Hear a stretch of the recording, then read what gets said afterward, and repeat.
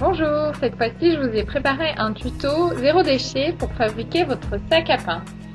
Alors votre sac à pain vous servira pour aller à la boulangerie et éviter le petit papier qui emballe le pain. Vous pourrez aussi transporter votre pain, un ou plusieurs, parce qu'on peut en ranger plusieurs dans ce sac. Vous pourrez le transporter avec ces petites poignées qui ferment le sac et qui vous permettent en même temps de le tenir. Et grâce à ces poignées, vous pourrez aussi le suspendre à votre cuisine par exemple. Je me suis dit que pour Noël, c'était un petit cadeau sympathique à offrir par exemple, pour initier un petit peu au zéro déchet et puis pour les gens qui mangent tout simplement du pain au quotidien.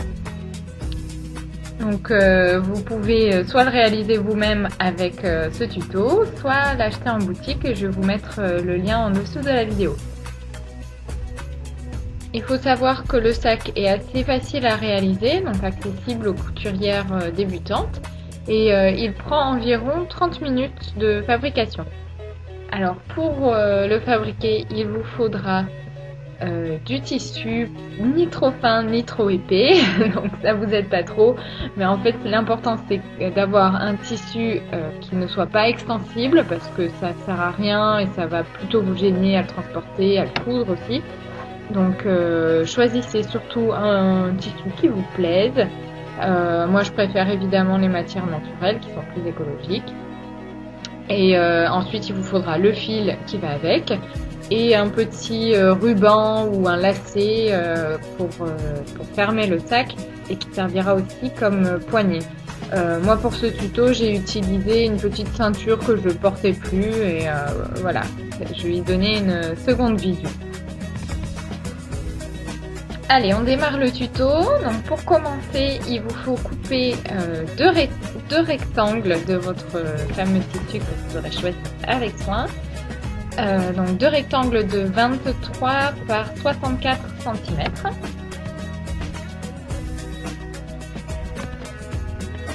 On va assembler les deux morceaux de tissu avec des coutures anglaises. Donc ce sont des coutures qui sont très propres et très solides. Et pour ceux qui n'ont pas de surjeteuse, c'est des coutures qu'on fait à la piqueuse plate, donc la machine basique.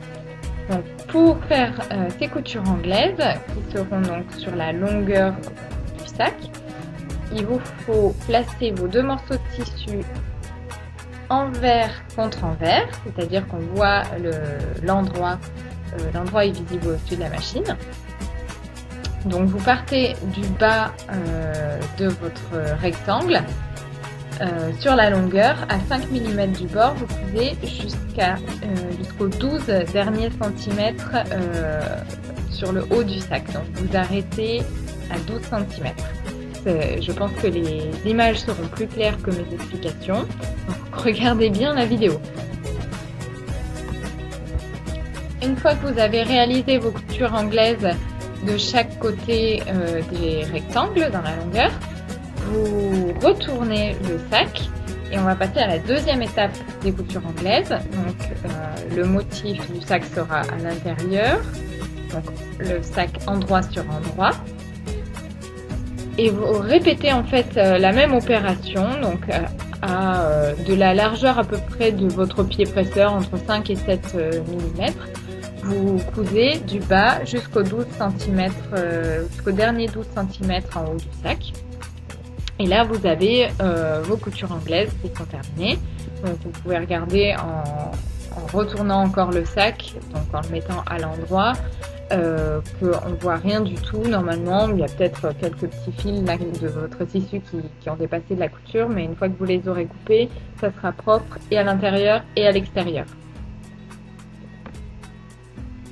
Maintenant, on garde bien le sac sur l'envers et on va s'occuper de fermer le bas du sac. Donc moi j'ai décidé de faire un petit volume pour que ça soit plus joli et comme ça on rentre pas mal de baguettes à l'intérieur. Donc normalement 2 ou 3 et voire même des petits pains boules. Donc ça c'est super pratique. Alors pour créer ce volume, il faut tout simplement plier de chaque côté le bas du sac à 4 cm et faire une couture à 5 mm du bord comme tout à l'heure. Ça va être le même système que la couture anglaise. Maintenant, vous pouvez retourner le sac sur l'endroit et vous allez découvrir le petit volume de chaque côté du sac du coup. Et pour bien finir le bas du sac, on va faire une petite propreté comme pour les coutures anglaises tout à l'heure. On va faire une surpiqûre de la largeur de votre pied presseur, surtout le bas du sac. Donc on a fait les côtés, le bas et maintenant on va s'occuper du haut du sac. Alors je vous ai demandé de ne pas coudre les 12 derniers centimètres du haut du sac. En fait c'est pour créer des petites fentes pour que ça soit plus facile à ouvrir et pour insérer votre pain. Donc maintenant on va faire une petite finition sur ces fentes. Donc on va faire un ourlet le plus petit possible. Donc vous pliez 2 fois le tissu l'un sur l'autre, côté envers, et vous faites une couture. Donc vous pouvez coudre en même temps, moi c'est ce que j'ai fait, les 2 parties de l'ourlet. Même au niveau de la jonction avec la couture anglaise, vous faites toute une couture. Et au niveau de cette jonction, justement, vous faites un petit point d'arrêt pour cacher s'il y a 2-3 fils qui dépassent, histoire qu'ils restent coincés à l'intérieur du sac et que ça soit joli à l'extérieur. On va maintenant faire un ourlet tout en haut du sac, donc sur la largeur du sac. Vous faites un ourlet, ça dépend après de la largeur du ruban que vous avez choisi. Moi pour faire passer la petite ceinture là que je réutilise, j'ai fait un ourlet de 4 cm, c'est-à-dire je plie une fois d'1 cm, puis encore une fois de 3 cm. Et là je fais ma couture. Donc là il vous faudra faire 2 coutures puisque c'est au niveau de la fente, vous aurez 2 parties à ce niveau-là.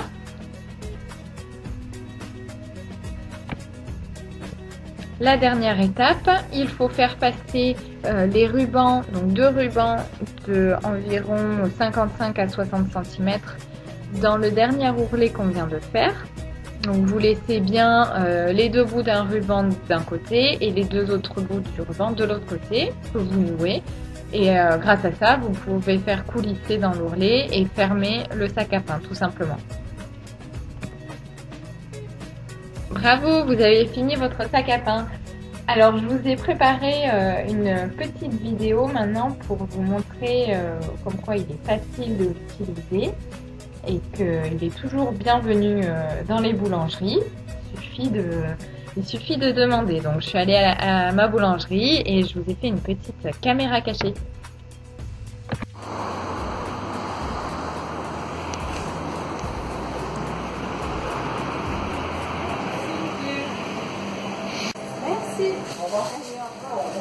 Bonsoir, je vais vous prendre une baguette s'il vous plaît.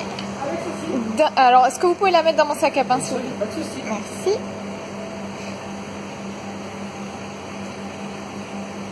Comme ça, on évite le petit papier. C'est plus écologique. Super, merci beaucoup. Ah oui, si. Ça sera tout. Alors, 90. Vous avez vu, ça s'est super bien passé à la boulangerie. Le boulanger a fait ça tout naturellement. Il a mis le pain dans le sac sans se poser de questions. Et c'est même lui qui dit que c'est plus écologique. Encore une bonne raison pour éviter ce fichu papier pour emballer le pain qui ne sert strictement à rien et qu'on jette en rentrant chez nous. Donc moi ce que je fais en rentrant chez moi, c'est plutôt que j'accroche mon sac à pain à la poignée de ma cuisine et c'est rangé, c'est nickel, c'est joli. Donc j'espère que grâce à ce tuto vous allez vous aussi faire votre sac à pain ou l'acheter et que du coup on évitera tous ces petits papiers qui servent à rien et ça sera mieux pour la planète et puis c'est un petit cadeau sympa aussi à offrir, alors pensez-y.